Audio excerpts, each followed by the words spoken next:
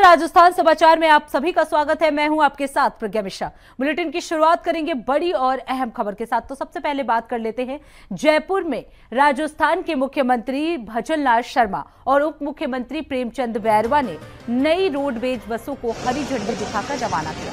आपको बता दें, ये पहल राज्य में सार्वजनिक परिवहन को सुदृढ़ बनाने की दिशा में एक महत्वपूर्ण कदम मानी जा रही है। नई बसों में यात्रियों को बेहतर सुविधा, आरामदायक यात्रा और समय पर सेवा मिल सके। इसके साथ ही मुख्यमंत्री ने कहा कि सरकार जनता को सुरक्षित और किफायती परिवहन उपलब्ध कराने के लिए प्रतिबद्ध है।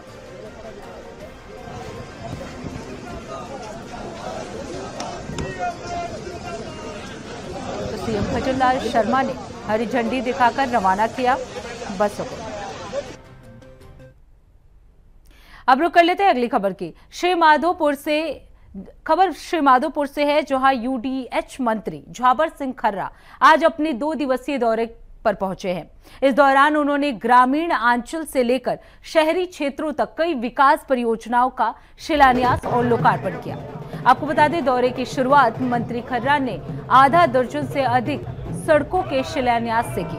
इस दौरान एसडीएम, तहसीलदार, बीजेपी पदाधिकारी और कार्यकर्ता जो है वो मौजूद रहे। आपको बता दें, मंत्री के श्रीमाधोपुर आगमन पर जहां भव्य जुलूस निकाला गया, वहीं मंत्री खर्रा का स्वागत घोड़ी पर बैठाकर किया गया और कार्यकर्ताओं ने जेसीबी से पुष्प वर्षा की। रेलवे स्टेशन स्थित हनुमान मंदिर में दर्शन कर उन्होंने नगरवासियों को इसकी शुभकामनाएं भी दी। मुख्य चौपर बाजार में आयोजित जनसभा को संबोधित करते हुए उन्होंने विकास योजनाओं की सौगात दी। इसके साथ ही उन्होंने श्रीमाधोपुर को जल्द ही सैटेलाइट टाउन बनाने का एक और नेचर पार्क करने की घोषणा भी की, जिससे शहर वासियों को बड़ी सौगात मिली।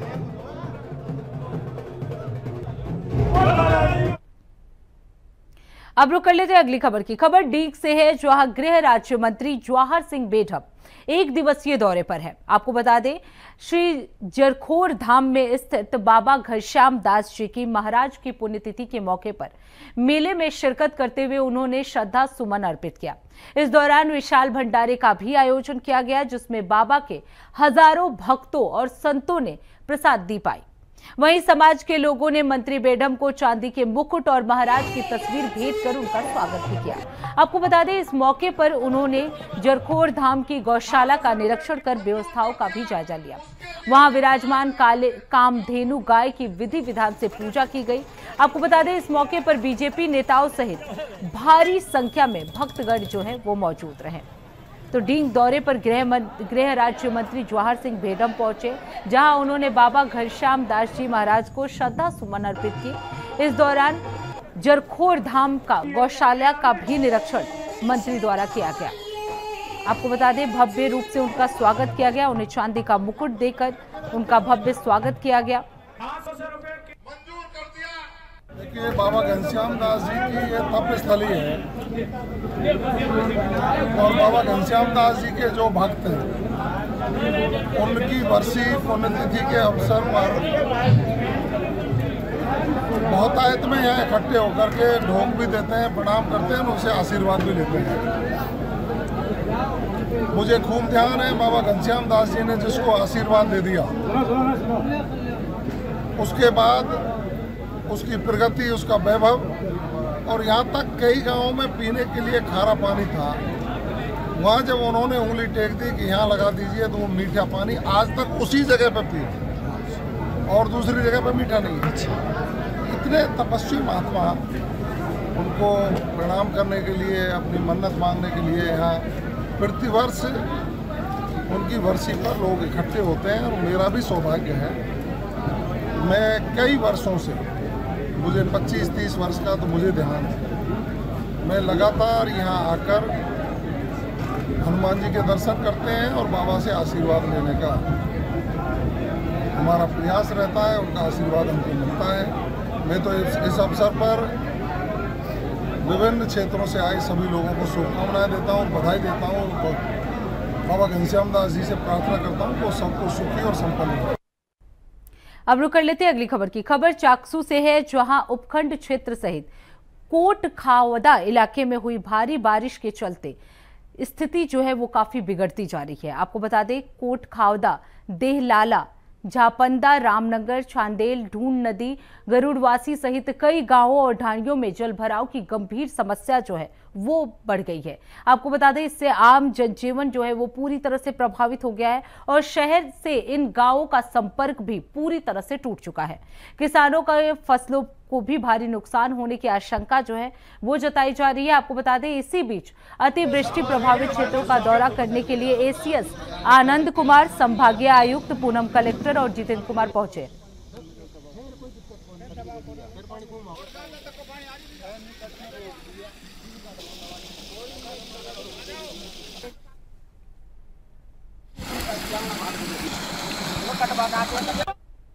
अब रुक कर लेते हैं खबरों की ओर। भरतपुर जिले के बयाना उपखंड के गांव नदी गांव के पास शुक्रवार को एक बड़ा हादसा होते होते टल गया। यहां गंभीर नदी की सपाट पार करते समय अवैध खनन सामग्री से ओवरलोड भरा एक डंपर अनियंत्रित होकर नदी में पलट गया। गनीमत ये रही कि नदी में उस समय पानी कम रहा था, जिससे बड़ा हादसा टल गया। हादसे के वक्त डंपर चालक केबिन में फंस गया था, जिसे मौके पर मौजूद ग्रामीणों ने सुरक्षित बाहर निकाला। घटना की सूचना पर पुलिस टीम भी जो है वो मौके पर पहुंची और क्रेन की मदद से नदी में पलटे डंपर को बाहर निकाला। ग्रामीणों ने बताया कि लंबे समय से रुदावल थाना क्षेत्र के गांव बुरावई के पास पहाड़ों से अवैध खनन सामग्री और बोल्डर खंडों से ओवरलोड भरे डंपर और ट्रक इसी रास्ते से गांव भगोरी के पास स्थित क्रशरों तक गिट्टी बजरी के लिए पहुंचाए जा रहे थे। ग्रामीणों का आरोप है कि ये पत्थर अवैध खनन से लाए जाते हैं, जिससे सरकार को करोड़ों रुपए का राजस्व नुकसान होता है। साथ ही सुप्रीम कोर्ट के आदेशों का उल्लंघन भी हो रहा है और पर्यावरण को भी भारी नुकसान पहुंच रहा है।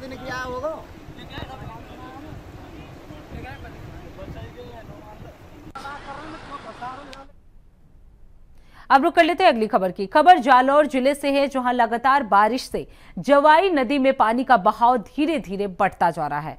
वहीं अगर आज की बात की जाए तो आज अधिशासी अभियंता ने प्रेस विज्ञप्ति यानी प्रेस कॉन्फ्रेंस जारी की है। इस दौरान उन्होंने बताया कि कैचमेंट एरिया में हो रही भारी बारिश के चलते जवाई बांध में जल आवक तेजी से बढ़ रहा है।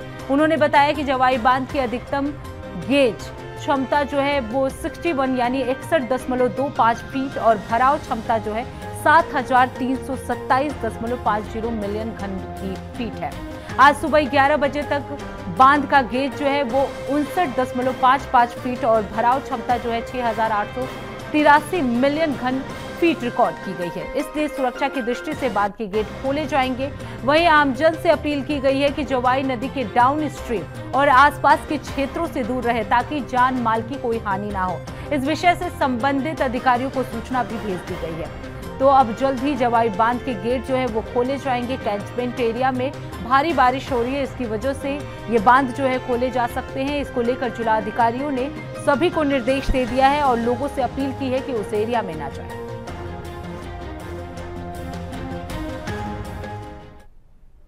अब रुक कर लेते हैं अगली खबर की। खबर अजमेर के नसीराबाद से है, जहां बीती रात मूसलाधार बारिश ने कहर बरपा दिया है। आपको बता दें, इस दौरान गांव में हालात बुरी तरह से बिगड़ गए हैं।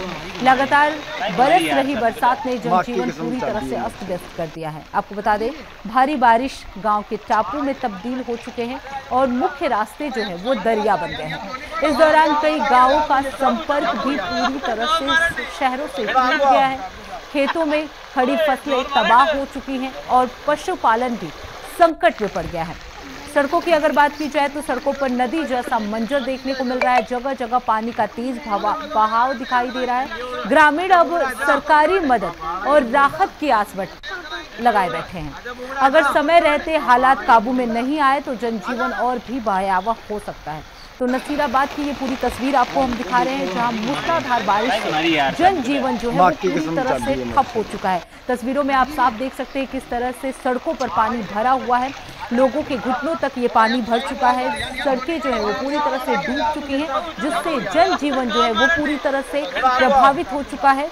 शहरों से उनके संपर्क टूट गए हैं, जिससे किसी तरह के भी कार्य जो है वो नहीं हो पा रहे हैं। प्रशासन से लगातार मांग उठाई जा रही है कि राहत बचाव कार्य किया जाए। हालांकि प्रशासन की तरफ से ये कार्य किए जा रहे हैं, बावजूद उसके ये जो गांव है वो पूरी तरह से डूब चुका है। नसीराबाद की ये लाइव तस्वीरें आपको हम दिखा रहे हैं, जहां लगातार मूसलाधार बारिश से जनजीवन जो है वो पूरी तरह से ठप हो चुका है। कई गांवों का संपर्क आपस में टूट चुका है। सरकारी मदद की आस लगाए बैठे हैं ग्रामीण, लेकिन अभी तक कोई मदद के लिए वहां पे नहीं पहुंचा है। तो नसीराबाद की ये तस्वीरें आपको हम दिखा रहे हैं। जैसा कि पूरे देश भर में बारिश का कहर है, ऐसे में नसीराबाद की ये पूरी तस्वीर है।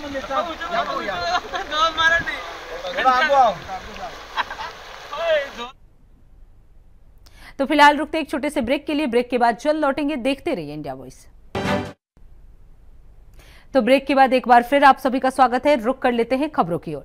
खबर डिडवाना जिले से है, जहां मौलासर बाईपास पर आज सुबह एक दर्दनाक सड़क हादसा हो गया। आपको बता दें, यहां एक निजी बस और कार में जबरदस्त टक्कर हो गई। टक्कर के बाद बस कार पर पलट गई, जिससे कार में सवार सभी लोग उसके नीचे दब गए। इस हादसे में 2 लोगों की मौके पर ही मौत हो गई, जबकि 19 लोग घायल बताए जा रहे हैं। आपको बता दें, घायलों को डिडवाना, मौलासर और कुचामन के अस्पतालों में भर्ती कराया गया है, जिनमें से कुछ की स्थिति काफी गंभीर बताई जा रही है। वहीं जिनकी स्थिति गंभीर है उन्हें बड़े अस्पतालों में रेफर कर दिया गया है। जानकारी के अनुसार सुबह कुचामन से डिडवाना की ओर आ रही निजी बस और डिडवाना गांव की तरफ से मौलासर आ रही कार आमने सामने टक्कर हो गई। हादसा इतना भयंकर था कि कार जो है वो पूरी तरह से पिचक गई और उसमें सवार लोग फंस गए। बस का भी आगे का हिस्सा बुरी तरह से क्षतिग्रस्त हो गया है। आपको बता दें, मौके पर पहुंची पुलिस और प्रशासन की टीम ने तुरंत राहत और बचाव कार्य शुरू कर दिया है। हादसे के कारणों की जांच जो है वो की जा रही है। तो मौलासर बाईपास पर ये बड़ा सड़क हादसा हो गया, जहां निजी बस और कार में जो है वो जबरदस्त टक्कर हो गई। आपको बता दें, हादसे में 2 लोगों की मौके पर ही मौत हो गई है, जबकि 19 लोग जो हैं वो घायल बताए जा रहे हैं, जिनमें से कुछ की स्थिति काफी गंभीर है, जिन्हें बड़े अस्पताल में रेफर कर दिया है। तो तस्वीरों में आप देख सकते हैं किस तरह से कार की स्थिति जो है वो पूरी तरह से खराब हो चुकी है, पूरी तरह से क्षतिग्रस्त हो गया है ये कार। हादसे में 19 लोग जो है वो गंभीर रूप से घायल हो गए, जबकि 2 लोगों की मौके पर ही मौत हो गई है। घायलों को अस्पताल में भर्ती करा दिया गया है, जहां उनका इलाज चल रहा है, जिनमें से कुछ लोगों की स्थिति जो है वो काफी गंभीर बताई जा रही है, जिसे लेकर उन्हें बड़े अस्पताल में भर्ती करा दिया गया है।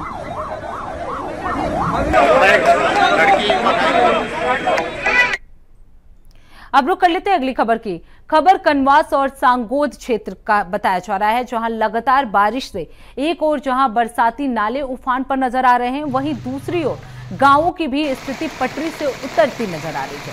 आपको बता दें, बापावार और मोईकला क्षेत्र में बारिश ने लोगों को परेशानी में डाल दिया है। भोजपुरा चामुंडा माता मार्ग सड़क पर पानी का बहाव होने के कारण बस्ती के लोगों का संपर्क जो है वो कस्बे से कट गया है। वहीं सांगोद तहसील के खजूरी गांव में नांगली नदी की पुलिया पर पानी होने से ग्रामीणों की आवाजाही जो है वो पूरी तरह से ठप हो गई है। तो एक बार फिर से बारिश से जनजीवन जो है पूरी तरह से अस्त व्यस्त हो गया है। अब रुक कर लेते हैं अगली खबर की। खबर अजमेर जिले के नसीराबाद से है, जहां मूसलाधार बारिश से जनजीवन जो है वो पूरी तरह से ठप हो गया है। वहीं मोराजडी गांव में जो है वो पूरी तरह से टापू बन गया है और रास्ते जो हैं कट गए हैं। इसी बीच सूरजपुरा की गर्भवती महिला को अचानक प्रसव पीड़ा हुई। हालात इतने बिगड़ गए कि एम्बुलेंस तक गांव नहीं पहुंच पाई, जिसके बाद ग्रामीणों ने साहस दिखाया और महिला को जेसीबी पर बैठाकर रामसर प्राथमिक स्वास्थ्य केंद्र तक पहुंचाया गया। आपको बता दें, टूटी पुलिया और तेज बहाव के बीच ग्रामीणों का जज्बा ही जिंदगी का गारंटी बना। ये नजारा दिखाता है कि मुश्किल वक्त में इंसानियत ही सबसे बड़ा सहारा है। अब रुक कर लेते हैं अगली खबर की। इस्लाम धर्म के पैगंबर हजरत मोहम्मद साहब की यौम ए पैदाइशी के मौके पर आज डिडवाना में ईद मिलादुन्नबी का त्यौहार अकीदत के साथ मनाया गया। इस अवसर पर शहर में अनेक धार्मिक कार्यक्रम आयोजित हुए और जुलूस भी निकाला गया। वहीं आपको बता दें, कायम खानी छात्रावास में रक्तदान शिविर का भी आयोजन किया गया, जिसमें मुस्लिम युवाओं ने बढ़ चढ़कर रक्तदान दिया। इस दौरान गरीब नवाज मैनेजिंग कमेटी की और से शहर में जुलूस ए मोहम्मदी निकाला गया, जो सॉल्ट रोड की मुस्तफा दरगाह से रवाना हुआ। इस जुलूस को शहर काजी रेहान उस्मानी और नायब शहर काजी मोहम्मद सादिक ने हरी झंडी दिखाकर रवाना किया।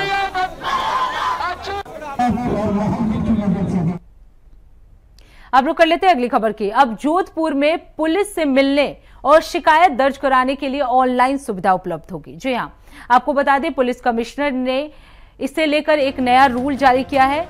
पुलिस कमिश्नर से मिलने के लिए भी अब डिजिटल रजिस्ट्रेशन करवाया जा सकेगा। जोधपुर के पुलिस कमिश्नर वरिष्ठ आईपीएस अधिकारी ओम प्रकाश पासवान ने इंडिया वॉइस से खास बातचीत में बताया कि जनता को भी किसी तरह की समस्याओं का सामना नहीं करना पड़े, इसके लिए विशेष ध्यान रखा जाएगा। शिकायतों का त्वरित निस्तारण सुनिश्चित किया जाएगा और उन्हें आगे बताया जाएगा कि ट्रैफिक मैनेजमेंट सिस्टम को एआई तकनीक का उपयोग कैसे और बेहतर तरीके से की जाए। और क्या कुछ कहा, चलिए आपको सुनाते हैं। इस वक्त हम लोग मौजूद हैं सूर्य नगरी जोधपुर में। जोधपुर के पुलिस कमिश्नर ओम प्रकाश पासवान हमारे साथ मौजूद हैं। तमाम तरह के नवाचार वे यहाँ भी कर रहे हैं। बड़ा नवाचार यहाँ भी किया है। ड्रोन की बात करें और यातायात व्यवस्था को लेकर बात करें, तमाम तरह के नवाचार हैं। बात करते हैं, सर बताएं। जोधपुर में सबसे पहले तो स्वागतम ऐप पे जोधपुर पुलिस से संपर्क किया जा सकता है और इसके लिए जो भी फरियादी आते हैं आप वो हमें ऑनलाइन हमसे समय ले सकते हैं और सबका डिजिटल रजिस्ट्रेशन किया जा रहा है जिससे कि समयबद्ध तरीके से परिवादों का निस्तारण हो सके और जो भी व्यक्ति जो शहरी क्षेत्र में रहते हैं उन्हें कोई समस्या का सामना न करना पड़े और सही समय पर आकर के अपना प्रतिवेदन दे पाएं जिसपे कि हम एक्शन ले पाएं।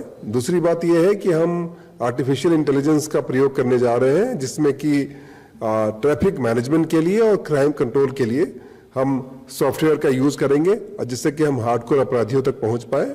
और तीसरी बात है कि पुलिस लाइन मैनेजमेंट में सॉफ्टवेयर ऑलरेडी बन चुका है और आने वाले समय में जो पुलिस लाइन का जो फोर्स है उनका जो ड्यूटी एलोकेशन है हम ऑनलाइन प्रक्रिया के द्वारा करना चाहेंगे जिससे कि ट्रांसपेरेंसी आए और लोग और भी मनोयोग से कार्य कर सके।